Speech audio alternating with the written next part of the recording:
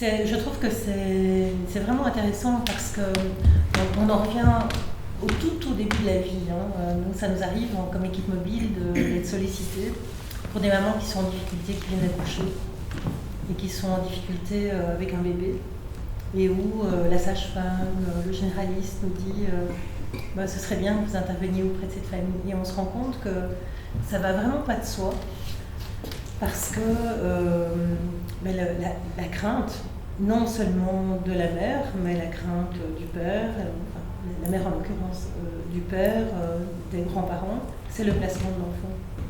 Et donc on se rend compte que la peur du jugement et la peur du placement sont des très grands freins dans l'accès, et pas seulement de parents avec des très jeunes enfants, mais parfois de parents d'enfants plus grands. Pour vous donner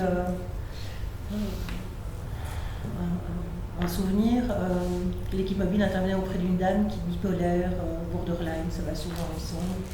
Il y avait 2 enfants de 5 et 6, je crois. Et l'équipe qui est allée la voir quelques fois, les enfants sont là. Et donc, ils disent, tu sais, ils ne parlent pas très bien, ils ont l'air d'avoir un retard. Madame n'a jamais voulu consulter. Tu n'irais quand même pas les voir, plutôt avec ta casquette pédopsie. Toutes les sauces, c'est bon. Et donc, en effet, je vais voir cette maman avec ses 2 enfants. Elle sait que j'ai été pédopsie dans ma première vie, donc elle est contente que je vienne voir les enfants. Et de fait, c'était, mon Dieu, il y avait un retard, mais d'au moins 2 ans, 2 ans et demi, psychomoteur de langage chez le petit garçon.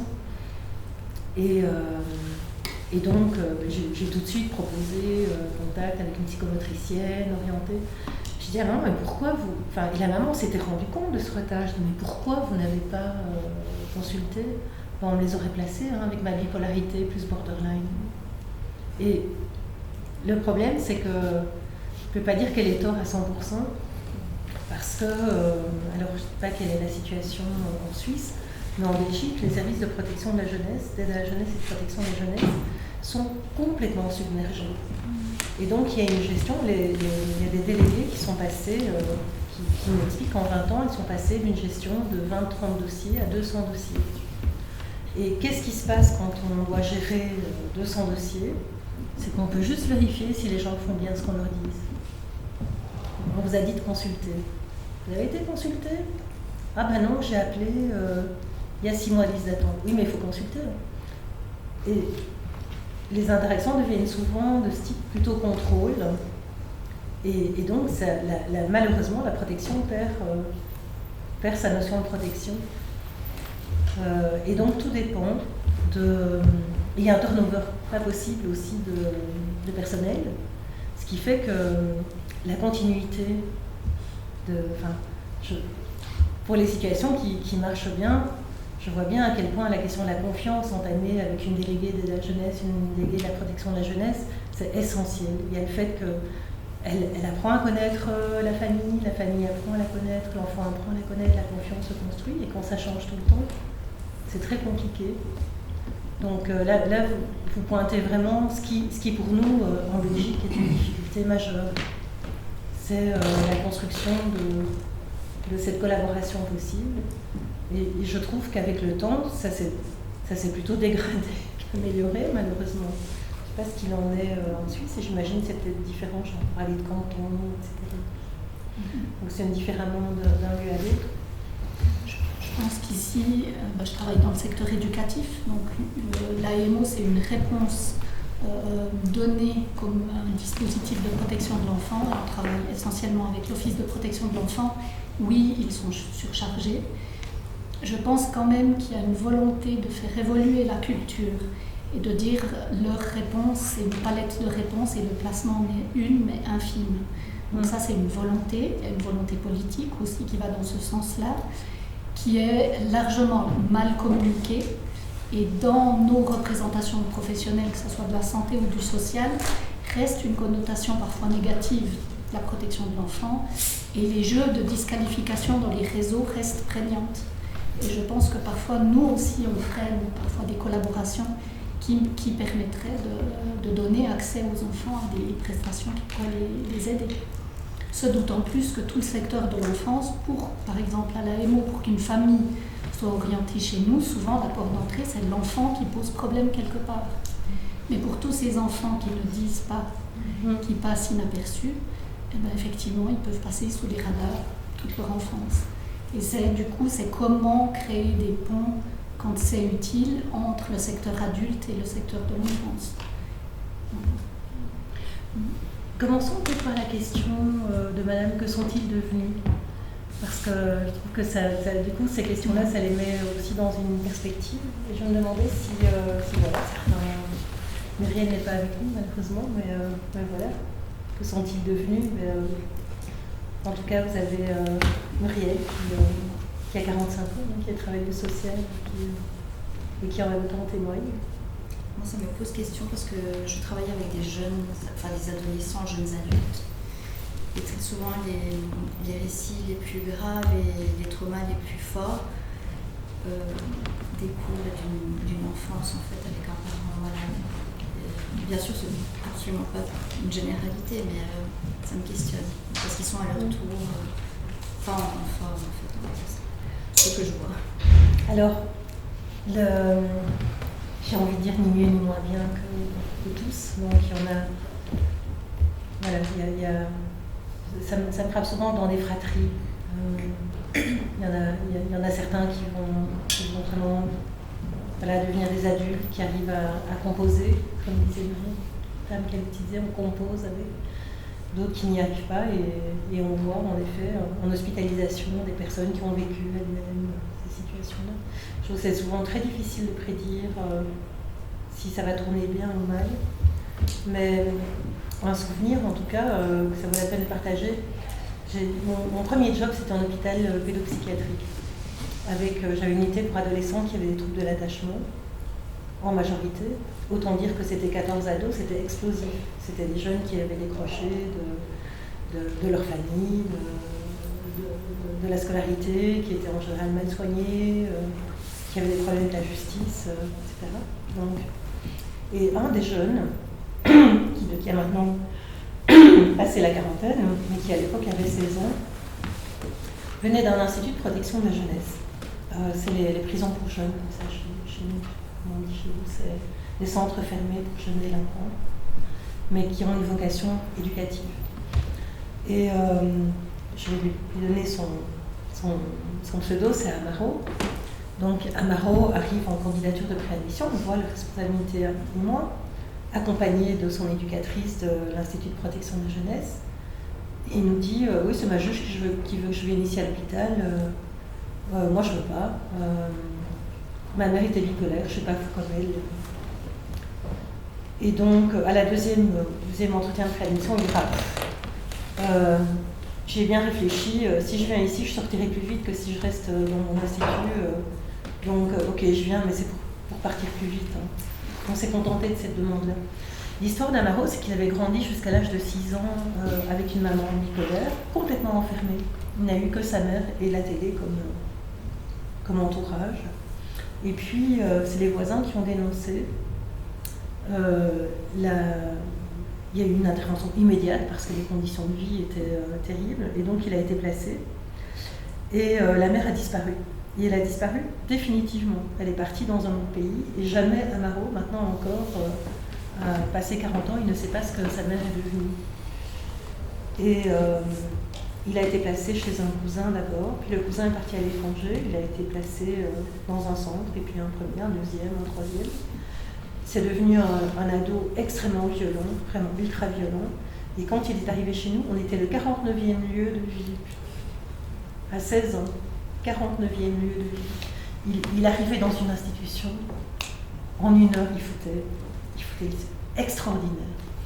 Et donc, ça a été un travail de créativité de ne pas être à 50. Une équipe éducative extraordinaire.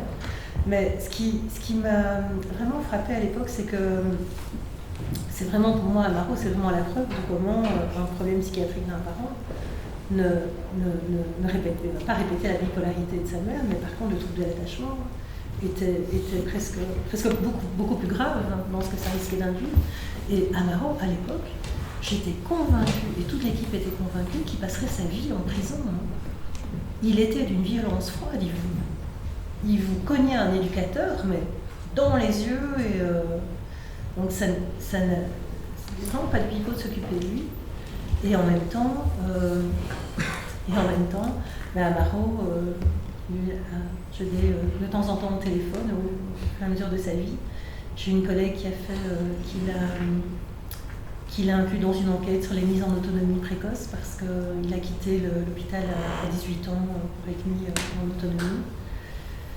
Et Amaro, c'est lui qui dit quand tu as été abandonné, ça rejaillit toute ta vie, ça rejaillit dans toute ta vie. C'est comme aller à la guerre. L'amour, c'est comme aller à la guerre sans armes et sans armure. C'est une citation, c'est quelque chose qu'il dit maintenant. Et il a une vie, je vais presque dire comme vous et moi, mais sauf qu'il a un peu de mal avec ses copines, à les garder. Enfin, non, plutôt à lui investir à long terme, c'est une de ses questions. Mais par contre, l'histoire de sa mère, ça l'a vraiment longuement accompagnée. Et il n'y a pas si longtemps, donc maintenant passé 40 ans, il n'y a pas si longtemps qu'il est allé revoir son dossier à l'hôpital parce qu'il était dans une recherche d'essayer de mieux comprendre qui était sa mère. Et le drame, c'est que tout ce qui restait de cette mère, c'est qu'elle était bipolaire. Et c'est tout.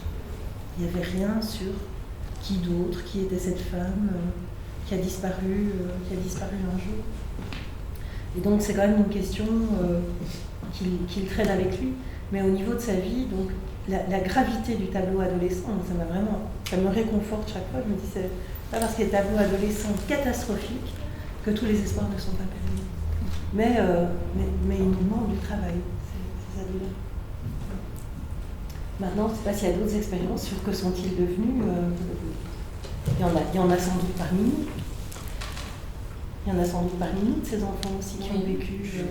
Mon papa était bipolaire, donc, mais moi j'ai l'impression d'avoir plutôt bénéficié de la bonne facette, j'ai envie de dire, où j'ai été sensibilisé, où j'ai eu un papa très présent, qui m'a expliqué tout ce qu'il vivait, qui m'a expliqué ses médicaments, qui était aussi très bien stabilisé très longtemps, jusqu'à ce qu'on me fasse sauter en traitement.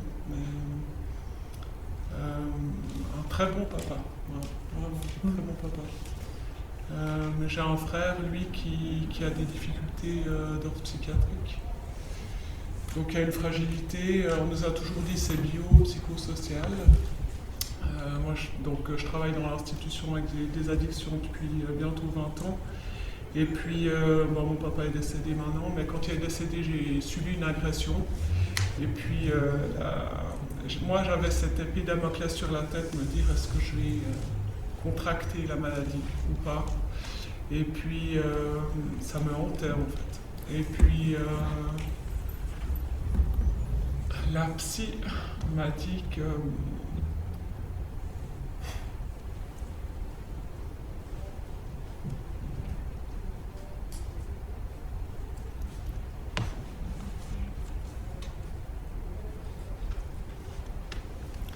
vu l'état émotionnel dans lequel j'étais à ce moment-là précis, que si je remontais travailler et que j'avais le gène, j'allais contracter la maladie et du coup je suis remontée tout de suite. Parce que je me suis dit non, je veux pas vivre avec ça en me disant je vais toujours fuir, je vais essayer de fuir. D'un coup que ça me tomberait dessus. Et bon, voilà, je trouve que ça va. J'ai une sensibilité particulière par contre. Voilà, ça c'est aussi de mon tempérament. Mais... Ça fait un peu penser à, comment on appelait ça, l'Odali, on jetait la personne à l'eau, puis c'est surnager. Pour moi, ça c'était. Enfin, je me demandais même est-ce qu'on peut rechercher ce gène. C'était vraiment quelque chose qui m'inquiétait. J'ai aussi 3 enfants, de se dire est-ce que je peux le transmettre. Enfin, je dirais, il y avait toutes ces questions-là. Et puis, me dire surtout mon conjoint, il ne faut surtout pas qu'il ait un problème si quelconque. Enfin, c'était vraiment toutes ces interrogations-là. Je veux pas transmettre plus long. Mais vraiment, j'avais besoin d'avoir la vérité sur ma vie, quoi. Qui je suis. Et puis si je dois être malade, ben, autant le prendre en charge. Enfin, voilà, j'étais parti sur cette optique-là. Donc Il y a eu beaucoup, comme il dit, moi c'était plus en tant que jeune adulte, beaucoup de souffrances où on nous parentalise en tant qu'enfant, où on nous disait si votre papa il va pas bien, c'est à vous de l'hospitaliser. Et c'était pas possible. Je veux dire, même en tant que jeune adulte, 18 ans, je pouvais pas hospitaliser mon propre père. C'était le trahir quelque part. Donc, pour moi, c'était plutôt ça. C'est quand il partait aux urgences, c'est moi qu'on appelait parce qu'il était divorcé de ma maman. Et puis du coup, c'était moi qui devenais son parent, quoi, qui devenait sa mère, alors que c'était mon père. Enfin, voilà, c'était surtout cette notion-là qui était compliquée. Mais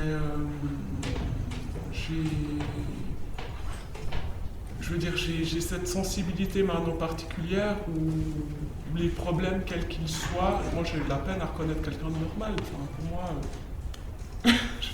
je veux dire, tout le monde a des problématiques et puis je ne vois plus quelqu'un qui est un petit peu hors case. Voilà, je vois plus. Oui. Je me suis souvent dit que ça jouait un rôle. J'ai un père qui est décédé quand j'avais 15 ans de cirrhose éthylique. Il était très déprimé et éthylique.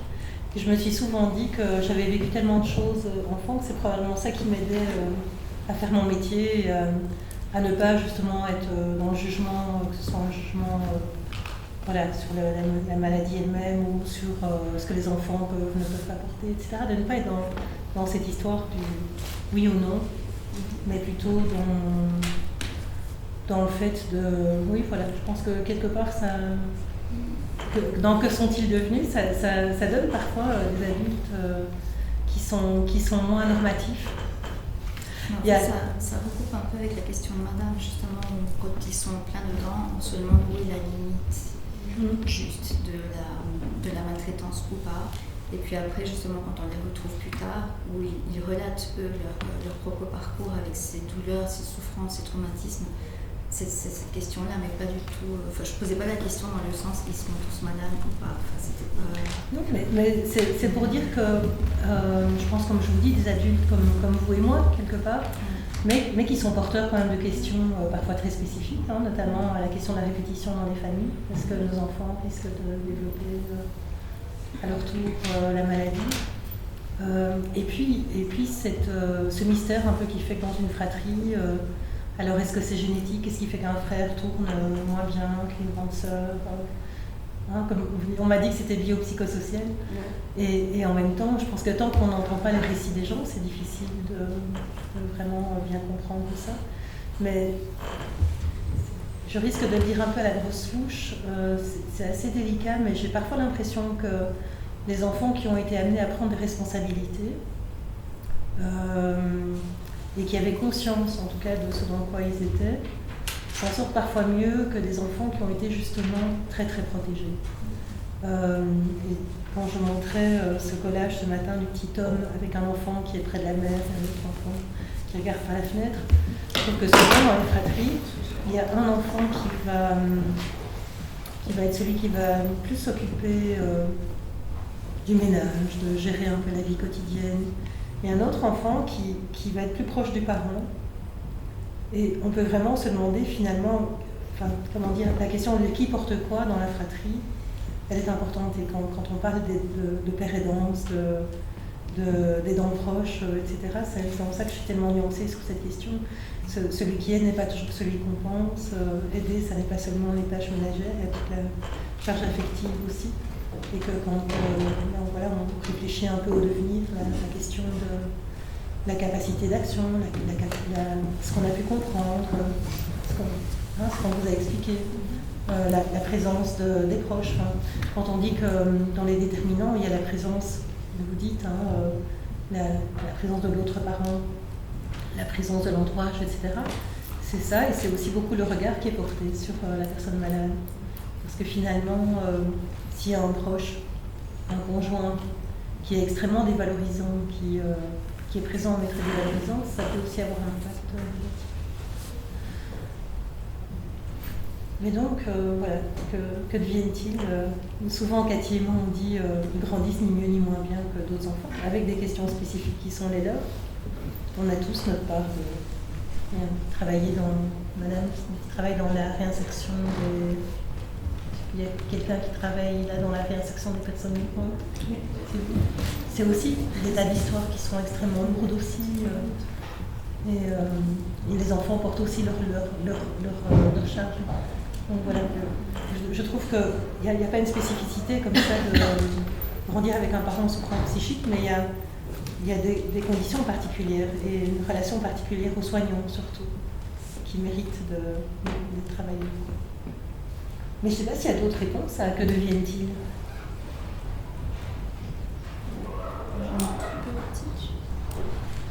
Enfin, pour répondre, je ne pensais pas parler de ça aujourd'hui, mais en faisant plein de rire, je suis en train de me dire que moi, ma grand-mère était trop bipolaire. J'ai une mère qui a fait des épisodes dépressifs assez carabinés, le son et la lumière, quand j'étais plutôt jeune ado, etc. Et en fait, j'étais en train de penser à tout ce qui était dit, et je pense à tous mes collègues qui travaillent en psychiatrie, et j'ai l'impression qu'assez facilement, parfois un cliché, on a tous connu un peu ça, mais j'ai l'impression de choisir aussi les branches dans lesquelles on est aujourd'hui, tous, que ce soit les soins infirmiers, la médecine, les aspects sociaux, etc. Enfin, moi, en tout cas, je pense que c'est quelque chose qui m'a grandement influencé, que je le veuille ou non, et que j'ai choisi cette voie-là. Je pense que c'est en lien avec mon histoire personnelle. Et ce qu'a pu me relater mon père de la vie, avec une mère bipolaire, parce que ma grand-mère, elle touchait pas le POC, elle faisait pas à manger, elle était vraiment complètement folle. Mais voilà, mais je le dis assez librement, et je pense aussi que la chance que j'ai eue dans ma famille, c'est qu'en fait, les choses se sont toujours dites. En fait, on m'a toujours expliqué ça. Et on a toujours essayé de donner du sens à ce qui se passait pour ma grand-mère. Et on en a toujours parlé librement à tous les niveaux, que ce soit avec mes tantes, mes cousins, etc. Et j'ai l'impression que ça aussi, je peux pas savoir vraiment ce que ça a provoqué en moi, mais je pense vraiment que si j'ai fait infirmière en psychiatrie, j'en suis là aujourd'hui, je pense vraiment que c'est en lien avec ça et avec ce que la maladie psychique a pu apporter aussi dans ma famille, que ce soit bien ou pas bien, mais que moi qui n'ai pas été directement impactée, même si ma mère était malade, et pour moi, quand j'avais 10-12 ans, je savais pas tellement ce qui se passait. Je voyais bien qu'elle ne fonctionnait plus comme d'hab, je voyais bien que ça créait une souffrance chez mes frères, chez mon père. Mais le fait, je sais pas, petit à petit, quand on lui parlait de mon père, etc., tous ces éléments-là pour dire que sont-ils devenus, en tout cas, moi j'ai l'impression que c'est pour ça que je suis devenue infirmière aussi, et que j'aurais sûrement pas fait du somatique ou autre chose. Voilà. Petit éclairage. Alors, moi, quand j'étais toute jeune étudiante en psychiatrie, on disait ça, tu vas travailler sur le divan. Et donc, il y a un tabou. Et je trouve que ça persiste. Il y a quand même un tabou dans les équipes soignantes à parler de nos passés. Et donc, évidemment, dès que Cathy et moi on a commencé à réfléchir à ça, on a toutes les deux eu des collègues dans nos institutions respectives qui sont venus nous dire « Ah bah tu sais, moi aussi je pourrais aussi témoigner pour vos récits de vie. » Et il y en a bien plus qu'on ne pense, et ça reste. C'est comme si ça restait perçu comme une fragilité, une stigmatisation, alors qu'en fait c'est une ressource. En tout cas c'est difficile, mais c'est tout autant une ressource. Et on a toujours tendance à voir les côtés fragiles ou négatifs. Il suffit de voir quand les gens notent ce que les patients disent en consultation. On va noter, être beaucoup plus attentif à la souffrance, au négatif, etc., qu'à la ressource. Or, c'est pourtant celle-là qui nous entraîne du côté de la vie, quoi. Mais donc, je pense que la première chose, quand on parle de dépistage, de comment avoir accès, la première chose, c'est déjà que dans nous, et chez nous comme personnes et dans nos institutions, il y a quelque chose de l'ordre de cette stigmatisation qui colle vraiment à ce type-là de troubles, qui puisse un peu se défaire et qui est plus de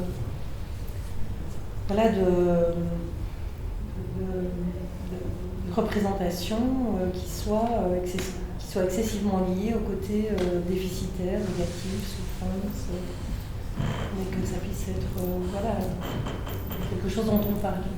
Et parler santé mentale, la question, en tout cas pour mes collègues qui travaillent spécifiquement avec les enfants, c'est comment promouvoir la santé mentale chez des enfants, par exemple de 0 à 4 ans. Il y a des programmes ici en Suisse.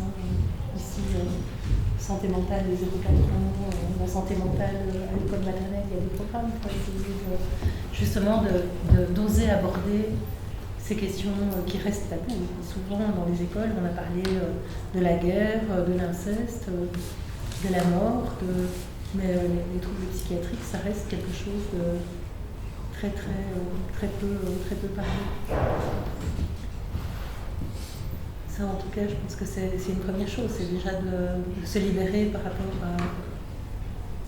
à ces histoires-là, pour que voilà, ça devienne un sujet, on peut dire comme un autre, mais en tout cas un sujet facile à aborder.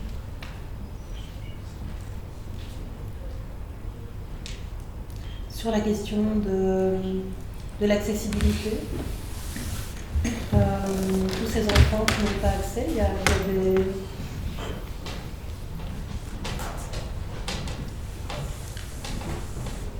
Quelqu'un a quelque chose,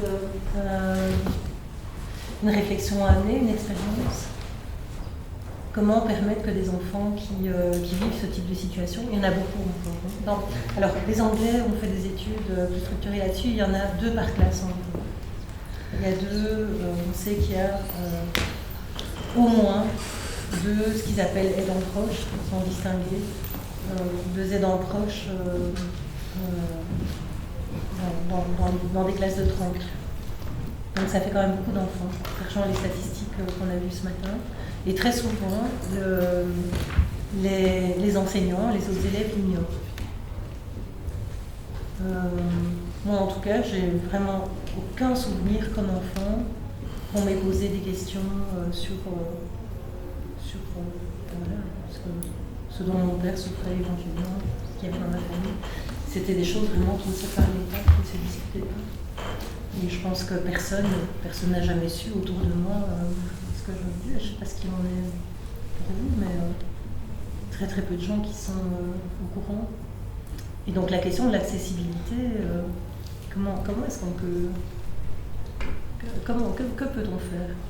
Je fais un travail de sensibilisation, je suis enseignant et médiateur. C'est des choses dont on ne parle pas. Alors, au niveau du repérage, ce qu'on peut faire, ce qu'on demande à l'enseignant de faire, c'est quand même d'être très attentif au comportement des élèves en classe et d'interpeller, d'être l'adulte porteur de la demande qui va vers l'élève qui se comporte, disons, de manière pas adéquate en classe et voir ce qui se passe. Et ça peut être la porte d'entrée pour entrer justement un petit peu plus dans la relation avec le jeune et voir ce qui se passe. Ça, c'est une possibilité, mais je pense qu'il faut qu'il y ait un large travail de sensibilisation et d'information à faire au niveau des écoles, pas au niveau des parents. Et donc, comme enseignant alors, comment est-ce que vous imaginez une sensibilisation dans une école?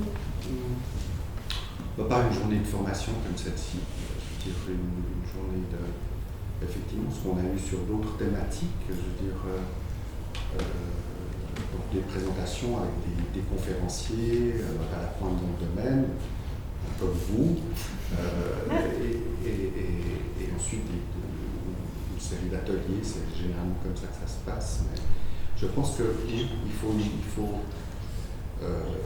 déstigmatiser, c'est un mot qu'on a entendu beaucoup aujourd'hui, et l'évoquer, et dire que ça existe.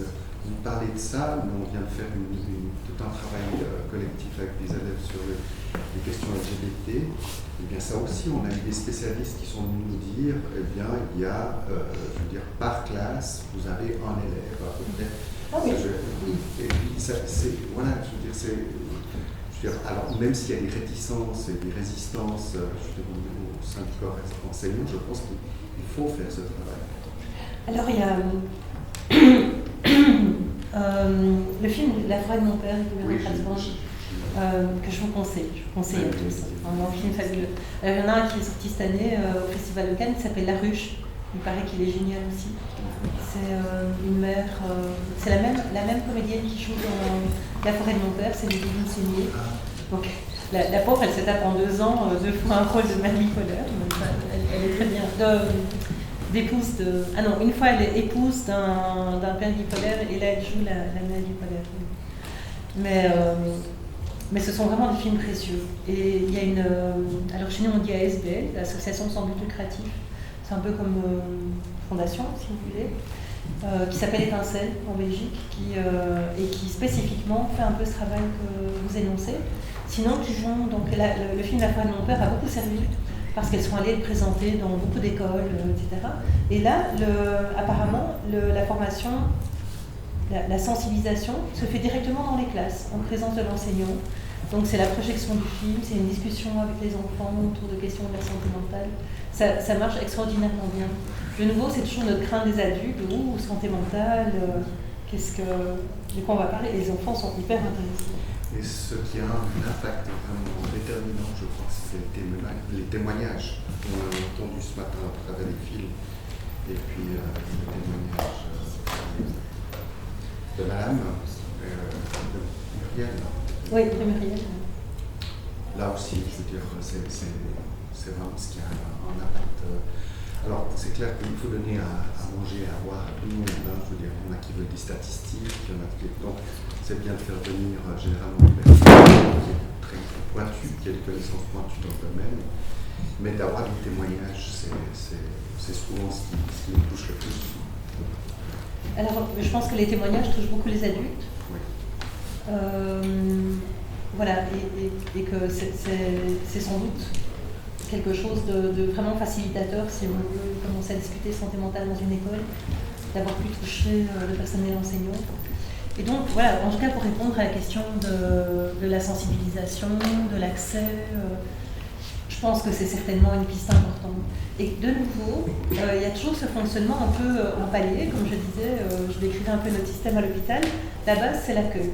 Déjà, accueillir la question de la santé mentale à l'école, ça me semble pas mal. Et ça permet déjà que peut-être un enfant qui ne va jamais faire appel puisse quand même en tirer quelque chose. Même si jamais il va dire ça me concerne, ou parfois même qu'il ne le réalise pas.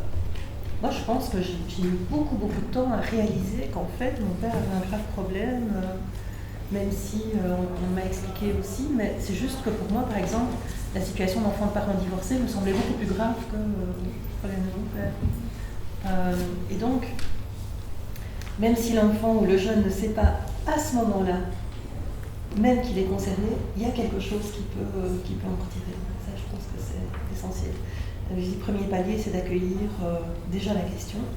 Un deuxième, ça peut être les ateliers, les échanges, des enfants autour de ça. Donc, de nouveau, même si un enfant ne prend pas la parole, il peut, à travers ce qui est dit autour de lui, en profiter. Il y a des gens qui causent pas, mais qui écoutent et qui en tirent des choses. Et puis, alors, le troisième palier, c'est de pouvoir, en effet, faire accéder l'enfant, accueillir une demande et pouvoir faire accéder l'enfant au soin.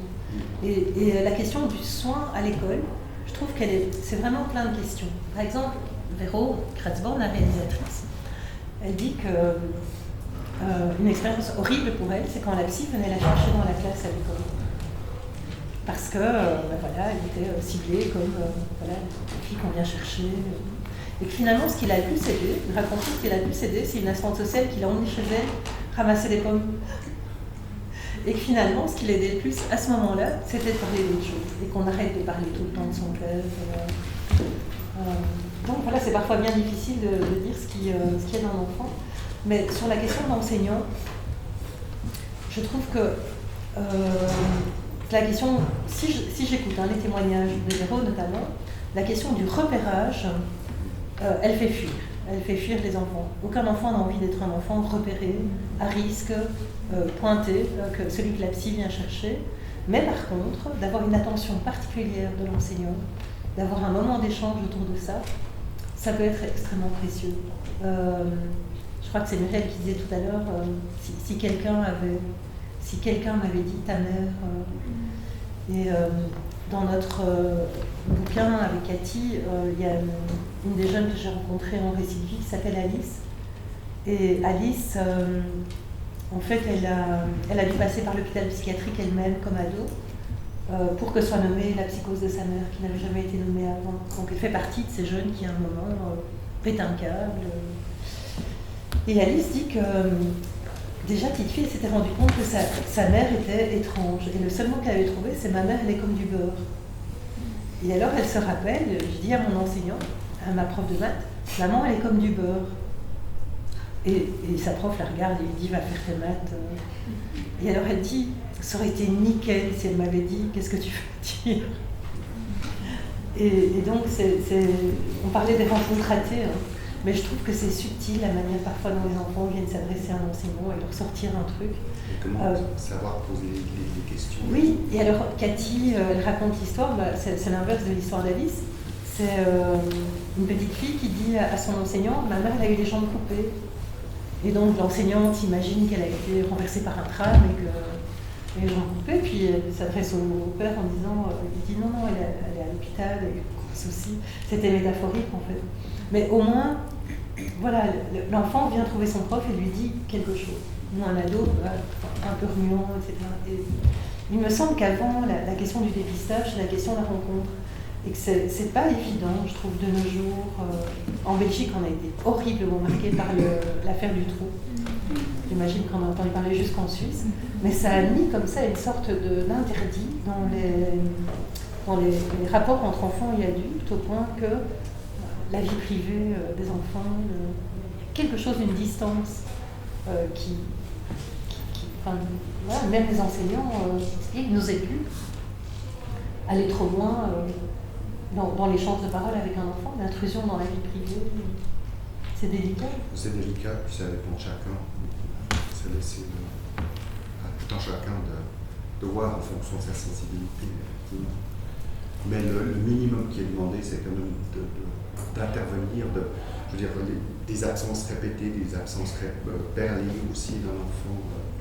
C'est aussi, ça peut être indicateur de toutes sortes de choses.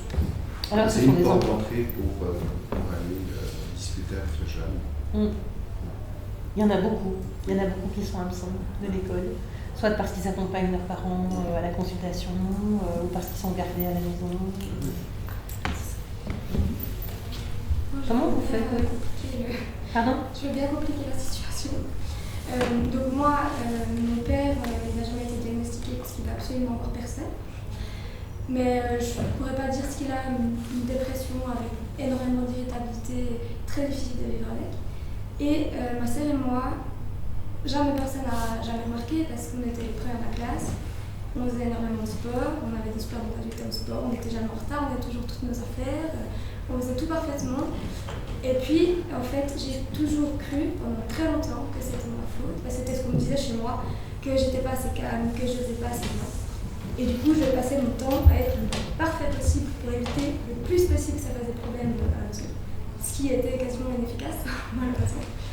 Et c'est pour ça que je parlais de ce problème d'accessibilité. Et moi, j'aime bien comparer la santé psychique à la santé physique. Je trouve que quand on a un problème physique, c'est plus facile d'aller à l'hôpital, c'est plus facile de demander de l'aide. Les gens osent plus vite me dire, mais peut-être tu devrais quand même aller chez le médecin. Et je me dis, la santé psychique, ça devrait être un peu comme ça. Finalement, si on présente cette information à tous les enfants, qu'on leur explique qu'il y a des choses qui peuvent se passer à la maison qui ne sont pas normales, j'ai l'impression que ça pourrait ouvrir quelque part. Parce que c'est vrai que moi, il m'a fallu très longtemps pour me dire, non, mais en fait, Lucie, c'est pas que toi. Enfin, là, il y a un truc qui ne va pas. C'est pas que moi. Et je pense que si avant on m'avait dit juste quelques phrases comme ça, au moins j'aurais, bien sûr j'aurais vécu sûrement les mêmes traumatismes et que la situation n'aurait pas changé, mais au moins j'aurais eu ces outils avec moi pour pas tout prendre sur mon dos pendant autant longtemps. C'est pour ça que je trouve que c'est hyper important de réussir à réagir. Je comprends aussi que c'est pas forcément facile parce qu'on se dit quand vraiment, mais des fois je me demande quel est le coup si on réagit un peu trop. Si on va avoir un enfant et qu'on essaie de lui demander si vraiment ça va, et puis finalement tout va bien, bah tant pis, et puis si ça allait pas, peut-être ça lui laisse une petite porte d'entrée. Après je pense que ça c'est un peu la version simplifiée, c'est pas aussi facile dans la petite rêve. Je me disais que voilà, mon témoignage il est un peu différent des autres. Et Lucie, qu'est-ce que vous pensez? C'est Lucie, hein? Oui. Qu'est-ce que vous pensez qu'on pourrait faire dans l'école pour... Parce que je trouve que c'est tellement juste ce que vous dites, à savoir que derrière les enfants sages, extrêmement bien contrôlés, c'est là qu'il y a des situations parfois justement les plus graves. Alors moi je me suis toujours demandé pourquoi on n'avait pas plus de santé mentale à l'école, pourquoi on n'avait pas des qu'est-ce qu'on pouvait faire, qu'est-ce qu'on méritait de recevoir dans la vie. En général, se sentir en sécurité chez soi. Moi, je ne me suis jamais sentie en sécurité chez moi. Je pensais que c'était comme ça pour tout le monde pendant super longtemps. Jusqu'à ce que j'aille. Au début, j'avais pas le droit d'aller dormir chez des amis, c'est pour ça. Finalement, j'ai été dormir chez une copine et je me suis rendu compte qu'en fait, on était tranquille. On était bien. Tiens, c'est pas comme chez moi. Voilà, c'est ça. J'aurais eu besoin qu'on vienne à l'école, comme on présentait la santé sexuelle, mais on présente la santé mentale. On donne 2-3 choses, peut-être même des infos. Ou moi, ce qui m'a beaucoup manqué, parce que pendant longtemps, j'avais beaucoup de peine à parler, beaucoup de peine à téléphoner, beaucoup de peine, j'aurais eu énormément de peine d'aller voir un psy. Et je sais que maintenant, on peut envoyer des messages. Il y a des numéros, on peut envoyer des messages en tant qu'adolescent en Suisse, en tout cas. Et ça m'aurait aussi servi. Qu'on vienne à l'école, qu'on m'explique un peu la santé mentale, que c'était pas normal que je me sente tout le temps mal, triste, pas à ma place. Et puis qu'ensuite j'ai 2-3 numéros ou 2-3 personnes vers qui me retourner, quoi. Ou simplement que les profs me disaient rien, si jamais on peut en discuter. Et aujourd'hui, par exemple, vous auriez le site www.chefpsy. Voilà. Où vous pourriez chatter et peut-être être même dans des réunions avec d'autres enfants. J'aimerais bien rebondir là-dessus. En fait, depuis à peu près une année, j'enseigne dans une école à Bienne, c'est la PFB, c'est après l'école obligatoire, les assistantes médicales. Puis le cours, en fait, c'est la relation avec les patients. Puis on parle aux premières années des bases de la communication, les compétences relationnelles. Justement, c'est des jeunes qui sortent de l'école obligatoire. Et puis je remarque que souvent, les questions elles se tournent vite vers les troubles psychiques. Puis ils sont très intéressés, en fait. Et puis du coup, on parle un peu de ça. Puis en fin de cours, des fois, il y en a qui viennent et puis qui viennent me parler de leurs problèmes un peu personnels. Et là, je me suis dit, mais tiens, en fait, il y a un rôle clé à jouer à ce moment-là, en fait, d'orienter ces jeunes au bon endroit.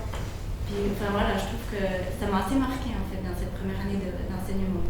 Que vraiment, enfin, on est peut-être une personne ressource à ce moment-là qu'il faut vraiment les orienter à la bonne place. Et puis, du coup, maintenant, je connais ce Astram et puis Zigzag, et puis je vais y penser, en tout cas. Et c'est une question qui est partagée au niveau de votre école, ou il y a quelque chose qui peut être porté au niveau, ou bien vous êtes un peu comme j'ai l'impression que ça concerne plutôt un peu mes cours, parce que beaucoup le relationnel, la confiance, et puis je sens que les élèves se sentent très vite concernés aussi dans leur vie privée, en fait, par rapport au contenu du cours.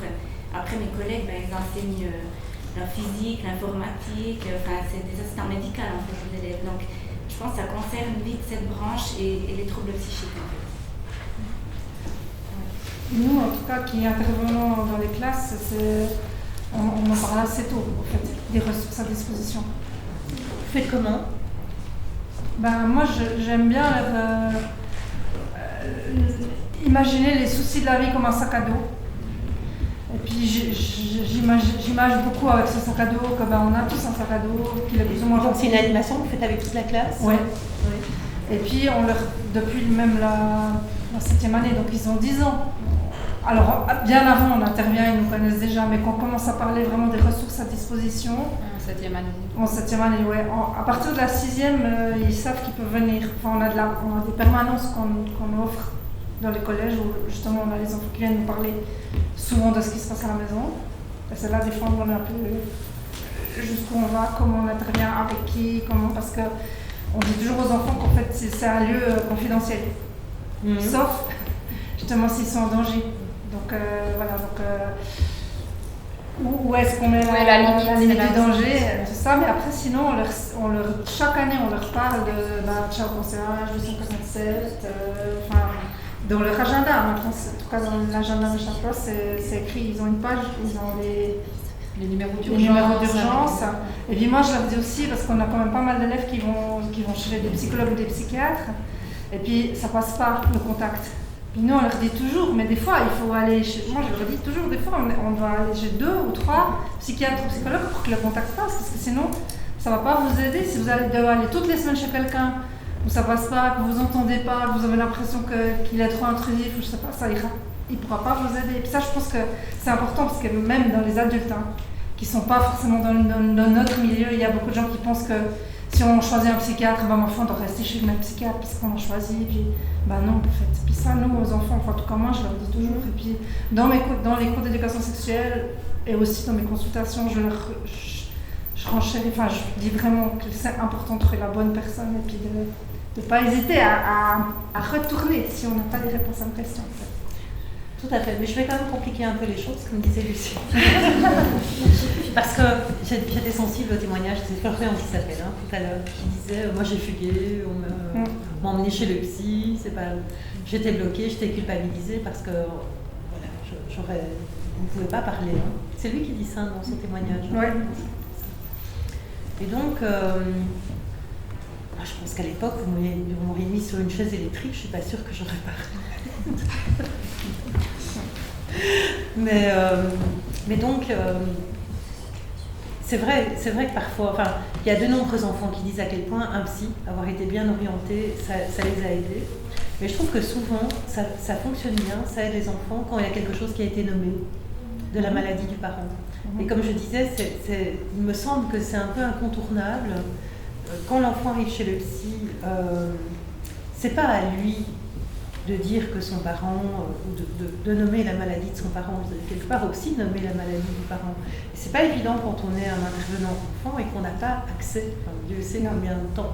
Deux fois je l'ai vécu comme pédopsychiatre à l'époque, de me dire ce parent il a un problème, et comment nommer ça. Et en même temps, je pense que tant qu'il n'y a pas un adulte qui a fait un peu cette démarche de nommer à l'enfant, le fait que la situation n'est pas normale, le fait que dans d'autres familles ça se passe pas tout à fait comme ça, eh bien alors c'est difficile pour l'enfant de recevoir de l'aide, parce qu'il a l'impression, quand il reçoit de l'aide, de trahir le parent, tant que ce n'est pas dit. Donc quelque part, il faut quand même l'autorisation de parler, l'autorisation du parent pour ça.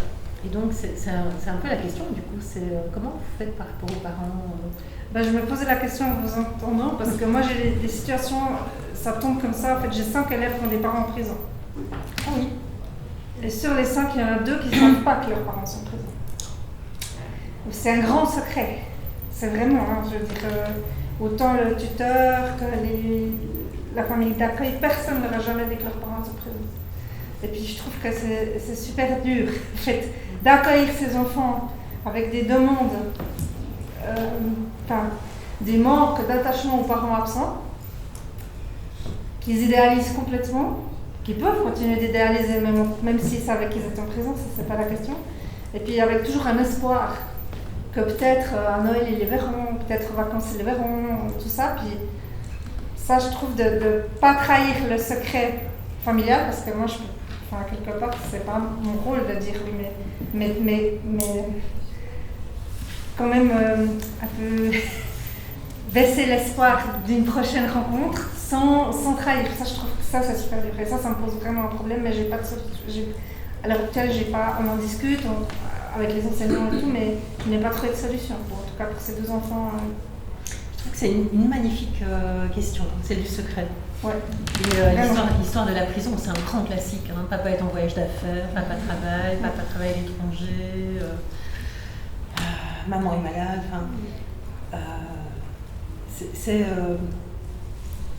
C'est considérable le nombre de situations qu'on peut rencontrer comme ça. Et comment peut-on faire ? Comment peut-on faire avec ces histoires de secrets ? Il y a des idées autour de ça ? Voilà, dans une classe, dans une école, il y a 5 enfants. Moi j'en ai 4 dans une école, puis 1 dans une autre. Ouais. Ce qui me pose aussi problème, c'est que l'enfant, pour le moment, quand il vient chez moi, il se sent en confiance, et son entourage est content qu'il vienne chez moi. Donc du coup, je me dis, pour lui, ça le fait du bien de venir parler. Donc si je révèle le secret, même en passant par un biais détourné, il n'aura plus cet endroit. Oui. C'est ça. Ou pas s'il a un lien de confiance. Oui, mais il y a des parents qui sont vraiment... Nous, on a des situations où ils ont pas le droit de venir, vraiment, puis par loyauté face à leurs parents, ils viennent plus nous voir. On a déjà eu des situations comme ça, donc voilà.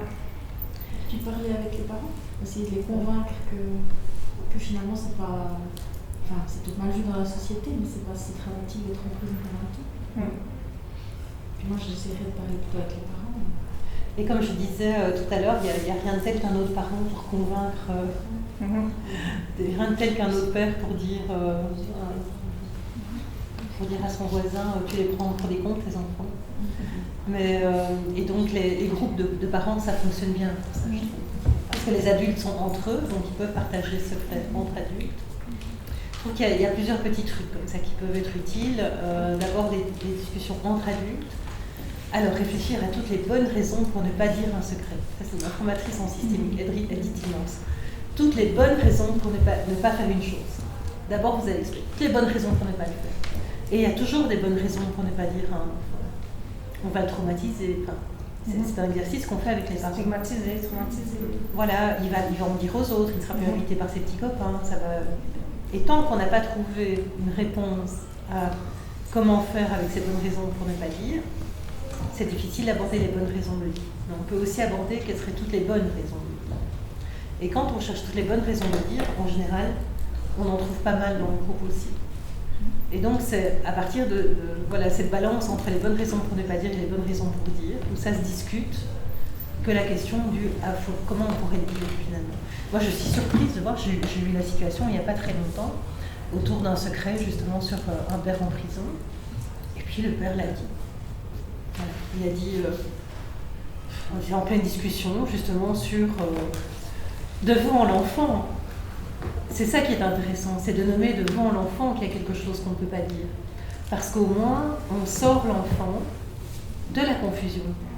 Parce que l'enfant, il sait. Enfin, tout le monde a entendu parler des secrets de Polichinelle, comme on appelle ça. L'enfant sent bien qu'il y a quelque chose. Les enfants ne sont pas dupes.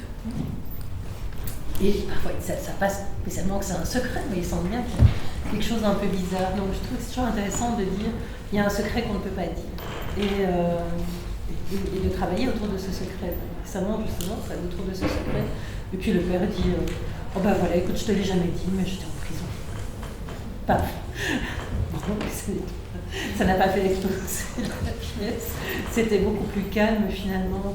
Il y avait beaucoup de peur autour de ce secret qui finalement a pu être énoncé de manière voilà, un peu comme ça, à pouf, comme on dit chez nous. Je ne sais pas si on dit ça en Suisse, à pouf. Mais voilà. Moi, je pense que pour convaincre un parent de le dire, on pourrait essayer de le dire, mais un jour il va le savoir, parce que tôt ou tard ça se sait. C'est les bonnes raisons. Et puis dire, peut-être qu'il vous en voudra parce que vous lui avez pas dit pendant toutes ces années. Et puis ça, je pense que ça peut être un argument assez choc pour un parent de finalement dire quelque chose qui est pas si dramatique. Et puis alors aussi peut-être de rencontrer quelqu'un qui a été en prison ou qui l'a dit à ses enfants, qui est confronté avec quelqu'un. Voilà, il faudrait avoir une personne ressource. Peut-être des témoins aussi. Ça existe. Je pense convaincre, communiquer l'argument pour convaincre. Oui, mais il faut entendre les deux. Il faut aussi entendre les bonnes raisons que les gens ont pour ne pas dire. Et vous énoncez très bien les bonnes raisons pour lesquelles vous ne dites pas. C'est parce que le lien thérapeutique pour les s'interrompre et que vous trouvez qu'il est bénéfique pour ce jeune homme. Clairement. Mais parfois, ce qui peut sortir de la confusion, c'est juste de dire que voilà, il y a des choses qu'on ne peut pas dire. Pas spécialement le mot secret, mais il y a parfois des choses dans les familles qu'on ne peut pas dire. Et qu'on le sait. Donc, c'est pas parce qu'on ne peut pas les dire maintenant qu'on ne pourra pas les dire un jour. Et alors, les enfants ne sont pas toujours prêts à entendre. Je trouve que c'est ça qui est génial avec les enfants, c'est que vous n'allez jamais leur faire écouter quelque chose qu'ils n'ont pas envie d'écouter. Et donc, ça m'est déjà arrivé à l'époque en placement familial, on me disait, écoute, tu voudrais pas expliquer à la petite une telle que sa maman, ok, je veux bien essayer, mais si l'enfant qui ne veut pas écouter, on ne peut pas. Et alors, je trouve que c'est très intéressant, je dis, écoute, voilà, tu sais, tout est dans ce dossier-là. On montre le dossier. Le jour où tu veux savoir ce qu'il y a dedans, tu reviens et tu peux demander. Mais au moins l'enfant sait qu'il y a quelque chose qui n'a pas été dit, qui doit être dit, qui sera peut-être su un jour. Si on reprenait sur la question de... il nous reste 5 minutes. J'ai un peu un rôle étrange aujourd'hui. Oui. Heureusement, c'est pas mon rôle quotidien. Sur la question de ce qui fait limite de ce qu'un enfant peut porter. Vous aurez une petite pause si c'est ok pour vous. Et puis... Sur la question de ce qui fait limite de ce qu'un enfant peut porter. Ça m'a interpellé pendant votre présentation. Je crois que c'est vos collègues en Belgique qui ont fait une petite enquête qui disait, c'est carré, non c'est en Belgique, qui disait quand on a interrogé les jeunes, ce qui manquait, c'était le symptôme principal, c'est le manque d'énergie. C'est souffrir. Ah oui, c'est Marc Boyer au Canada, Ouais. qui disait que le symptôme principal du parent qui les entravait, c'était manque d'énergie. Manque d'énergie. Oui. Ça dit énormément en termes justement de maladies psychiques, de qui est malade, qui n'est pas malade, qui a de l'énergie, qui n'a pas d'énergie, pour accompagner son enfant. Et ça interroge aussi justement pour faire du lien avec tout, avec l'école, avec tout ça, chacun dans nos... Même là, protection du lien thérapeutique, on est beaucoup là autour. Et si j'ai entendu ce qu'a dit la collègue, je trouve intéressant qu'aujourd'hui que Ciao.ch réponde à des besoins. Et j'en suis convaincu.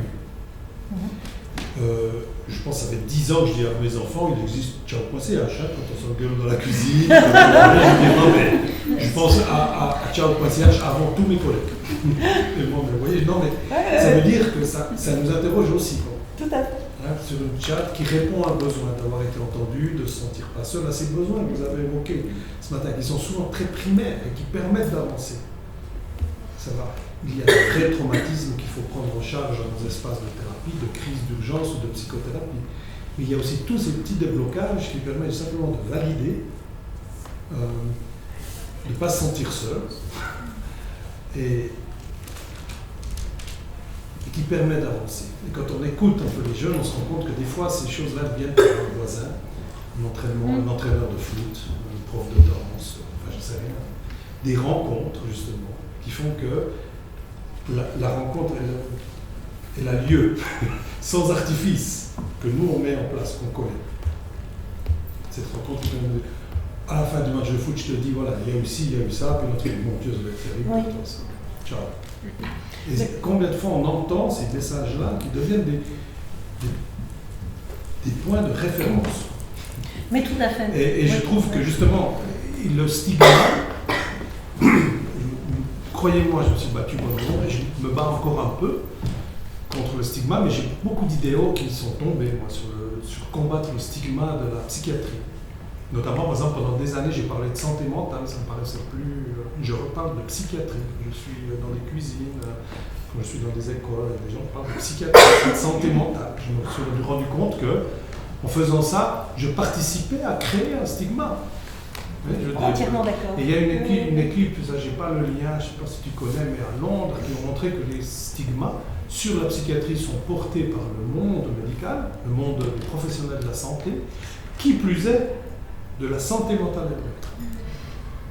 À force de protéger notre sphère, nos rôles, nos fonctions, nos interfaces, tout notre jargon qui font que on véhicule quelque chose de l'ordre. Ça, on parle chez nous. Voilà. Tout à fait. Donc, je trouve que je trouvais la intéressant de déstigmatisation placer là si... cette histoire, parce que je ne la savais pas, mais enfin, il m'intéresse vraiment. J'ai vu qu'il y avait peu de patients, mais c'est vraiment intéressant de dire que c'est le manque d'énergie qui m'a fait le plus souffrir. Donc, qu'est-ce qui est normal, qu'est-ce qui est pas normal, quelle énergie on a quand on rentre, qui a encore de l'énergie. Si on veut juste pointer dans ce que vous dites, le fait que vous dites l'entraîneur de foot, etc. Je pense que ça répond à cette dernière question. Il ne faut pas être spécialiste pour... Pas toujours. Il y a des enfants, je me souviens d'une petite qui me dit, qu'est-ce qui t'a aidé? Sa mère délivrante, la police qui défonce la porte. Ah, c'est la voisine. Elle m'a dit, ta mère, elle a des petits bonshommes qui courent et qui parlent tout seuls dans sa tête. Et ça l'a aidé pendant des années, cet enfant. Donc c'est un mot tout simple pour lequel il ne faut pas être spécialiste.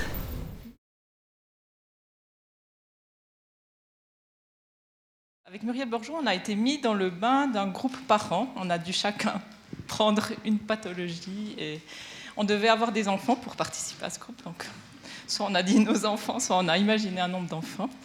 Et ensuite, on a vécu le groupe comme si il était à l'hôpital. Donc, la grande question principale, d'abord, on fait un tour de prénom avec le nombre d'enfants et l'âge des enfants. Et ensuite, c'était « Est-ce que votre enfant sait que vous êtes à l'hôpital ?» C'était la grande première question du groupe et apparemment, c'est la question rituelle de ce groupe. Et de là découle plein de réponses, de questions possibles. Une autre question essentielle, c'était qui s'occupe des enfants pendant que vous êtes à l'hôpital? Parce que si la personne veut prendre soin d'elle à l'hôpital, il est essentiel qu'elle sache que ses enfants sont bien accompagnés, bien pris en charge. Et il s'avère que parfois, dans la réalité, c'est pas si clair que ça. Qui c'est qui s'occupe des enfants?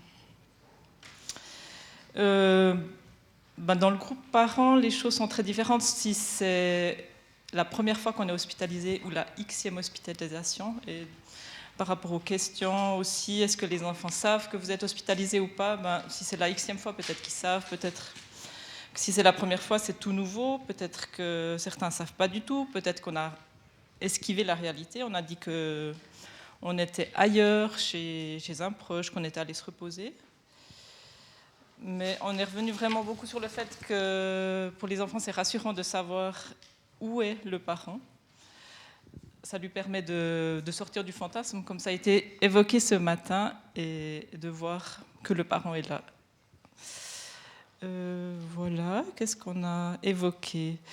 Pensez à évoquer quelles sont les personnes ressources pour votre enfant. Voilà, c'est toutes des pistes que les parents découvrent dans ce groupe parents pour utiliser avec leur enfant ensuite.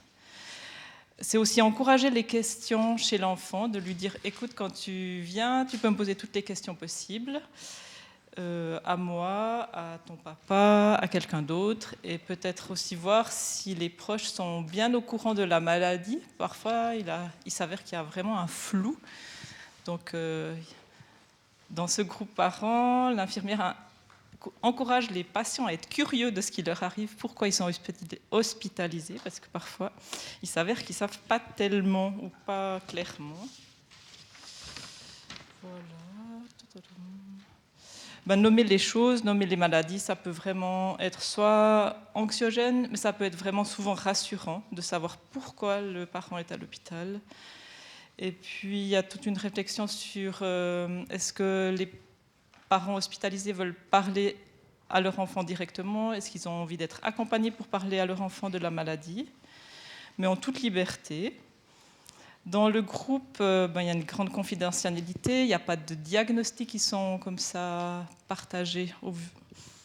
Enfin, voilà, parfois ça sort, parfois ça ne sort pas, mais il y a beaucoup de confidentialité. Et un point qu'on a aussi regardé, c'est le changement de comportement chez les enfants. D'être attentif à ça. Et si c'est un changement qui est inquiétant, si c'est un changement provisoire, et comment y faire face, qu'est-ce que ça nous fait? Voilà. J'arrive au bout, je crois, mais il ne faut pas faire trop long. Voilà. Puis une des grandes peurs des parents qui a été évoquée, c'est que s'ils parlent de leur maladie, on risque de leur enlever la garde des enfants. Ça, c'est un thème qui a été soulevé aussi et qui est assez conséquent en fait. Et si l'infirmière voit des comportements inquiétants ou si elle entend des choses vraiment inquiétantes, elle se permet après d'en référer au médecin ou d'en parler plus loin. Voilà. Et puis à la fin du groupe, il y a toujours des brochures à disposition pour les parents ou des livres pour qu'ils puissent avancer dans leurs réflexions. Donc voilà, c'était une expérience immersive, très intéressante. Merci beaucoup. J'aurais aimé laisser la place pour des questions ou un éventuel ajout de Muriel, mais voilà, pour que vous soyez libérés, on va avancer. Donc, je crois que c'est Marine qui va faire le retour de l'atelier de Frédéric Van Leuven. Comme j'ai été auto-désignée à la fin, mon retour va être très synthétique. Alors, s'il y a des compléments à faire, n'hésitez pas. Donc, l'atelier, en fait, s'est déroulé autour des questionnements des participants par rapport à la problématique de la souffrance de l'enfant dans le cadre du fait que ses parents puissent avoir un trouble psychique. Et donc, les questions qui ont émané du groupe sont que deviennent les enfants dont les parents sont atteints d'un trouble psychique ? La question de l'accessibilité aux enfants et l'accessibilité également des enfants aux mesures d'aide ou aux procédures d'aide qui peuvent être existantes dans les différents lieux dans lesquels nous exerçons. La question de la rupture, la question de la limite entre la bientraitance et la maltraitance, qui ont été abordées aussi au décours de discussions. La santé. Ah oui, et puis après, il y a eu une discussion au sujet de comment faire pour parler de ces thématiques-là avec les enfants. Et puis, ce qui est beaucoup ressorti, c'est notamment l'utilisation dans les écoles de films comme La forêt de mon père, qui a été recité une seconde fois, on en avait déjà parlé ce matin, le film La ruche, qui n'est pas encore accessible au grand public, mais qui est sorti à Cannes cette année, ou d'autres films qui peuvent traiter du trouble psychique et qui pourraient être utilisés comme support, support de discussion dans les écoles pour parler de la maladie psychique et de la santé mentale aux enfants. On a aussi parlé de la stigmatisation et un élément important, c'était aussi de se dire que les principaux vecteurs de stigmatisation en psychiatrie sont, je me tire donc une balle dans le pied, mais bien sûr les principaux, on va dire, collègues de psychiatrie, alors que ce soit les psychiatres, infirmiers en psychiatrie, nous sommes les principaux vecteurs de stigmatisation, et c'est important de le souligner aussi. Et voilà, et la grande conclusion du groupe, ça a été de dire que l'important, c'est surtout que n'importe qui peut parler de santé mentale et de santé psychique, et qu'il ne faut pas hésiter à parler de ces thématiques-là, peu importe son rôle, peu importe son âge, sa fonction, mais vraiment de pouvoir libérer la parole pour que aussi les enfants puissent se saisir de ces espaces-là. Je crois que c'est tout. Merci beaucoup. Un atelier aussi assez immersif. Je suis passée dans les différents ateliers pendant lesquels des témoignages de personnes présentes ont aussi été racontés. Donc un atelier qui laissait aussi la part de la spontanéité et des échanges. Voilà. Le prochain groupe, c'était le groupe Atelier Parents de Aline Fleury. Est-ce que quelqu'un avait... J'ai vu des beaux arbres, des beaux dessins. Est-ce que quelqu'un a envie de montrer son bel arbre ? Non, il n'y a plus personne qui est là, tiens. Donc vous allez me laisser toute seule. C'est celui où j'ai le moins... Non ? Quelqu'un ? Oui ? Un petit mot ? Super. Alors c'est vrai que nous, on s'est un peu loupé. On a oublié de... Juste à la toute fin, il n'y avait déjà plus tout le monde pour choisir qui allait parler. Du coup, on a pu aussi, de façon immersive, faire un arbre avec, alors en 2D, pas en 3D, comme normalement ils le font sous zigzag. Du coup, on a dû dessiner nos racines qui représentaient, en tant que professionnels, notre contexte professionnel, qu'est-ce qui faisait qu'on s'épanouissait au travail, qu'est-ce qui nous nourrissait. Après, dans le tronc, on devait mettre nos émotions qu'on avait au travail, puis les pistes d'action qu'on avait pour y réagir. Après, on a dû dessiner des feuilles où on mettait nos compétences, nos forces professionnelles et nos valeurs, des fleurs où on notait toutes nos personnes ressources, nos alliés au travail, et les fruits où c'était plus nos perspectives d'avenir. Du coup, on a fait tout cet exercice. Puis après, elle nous a vraiment, Aline, expliqué comment ils faisaient leurs ateliers avec les enfants, en nous sortant un peu du matériel, en nous montrant qu'il y avait certains ateliers qui se faisaient que par groupe d'âge, par groupes d'âge différents, par exemple qu'avec des enfants à peu près du même âge, mais aussi avec des plus grands, que ça amenait à d'autres dynamiques. On a aussi parlé de l'élément qui était le plus important que j'ai oublié, c'est qu'à la toute fin, ils doivent mettre un élément qui vient perturber l'arbre, qui est souvent un éclair, pour représenter le zigzag, et vraiment travailler avec ses enfants. Il y a eu pas mal de partages, de questions différentes autour de tout ça, sur comment aussi parler de la maladie psychique, ce genre de choses. Voilà, si quelqu'un veut compléter. Donc vous avez vraiment vécu un atelier zigzag, atelier enfant, oui.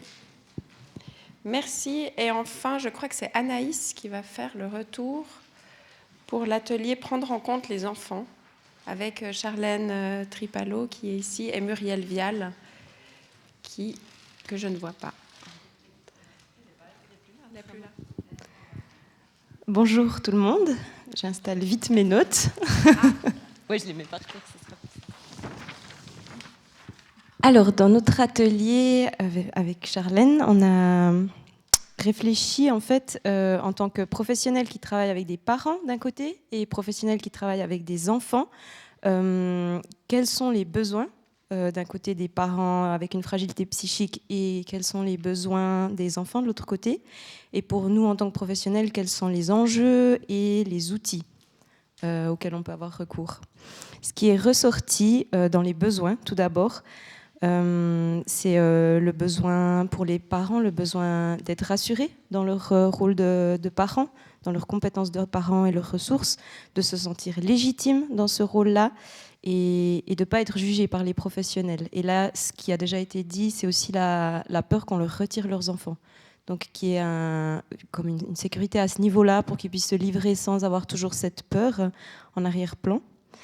Ce qui est ressorti aussi, c'est le besoin d'être reconnus dans leur pathologie, dans leur trouble mental, même si ce n'est pas quelque chose qui est visible comme une autre maladie qui serait plus somatique, par exemple. Donc, dans différents endroits où ils vont pour leurs enfants, par exemple, qu'on les prenne en compte, mais d'une manière spécifique, parce que ce n'est pas des parents comme les autres. Ils ont aussi cette fragilité psychique. Le besoin de mettre des mots sur la maladie, de pouvoir être transparent et d'être accompagné dans cette démarche, de pouvoir mettre des mots et être transparent avec leur enfant.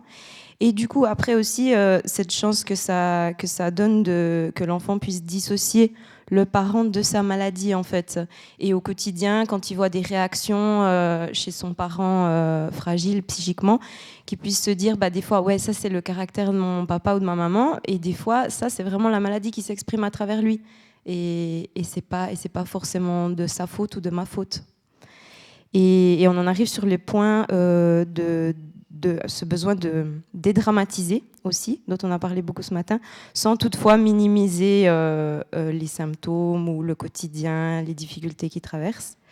Et avec les professionnels, le besoin de temps et d'espace pour créer du lien, enfin un lien de confiance qui s'établisse. Je passe directement aux enjeux ou tu penses que je poursuis avec les outils? Ouais. Alors je reste comme tu veux.